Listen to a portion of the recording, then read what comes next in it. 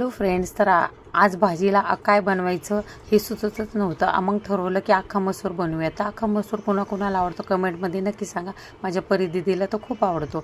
तर मी अगोदर घेतलं लहान कुकर, ह्यामध्ये घातलं तेल, मग घातली मोहरी, मग घातला कढीपत्ता, मग घातला ठेचलेलं लसूण, मग घातला कांदा, मग घातला टोमॅटो, मग घातला घरगुती लाल मसाला, मग घातलं मीठ, मग घातली हळद, मग घातला चिकन मसाला. चिकन मसाला टोटली ऑप्शनल आहे, जर असेल तर घाला, माझ्याकडे होता मी घातला.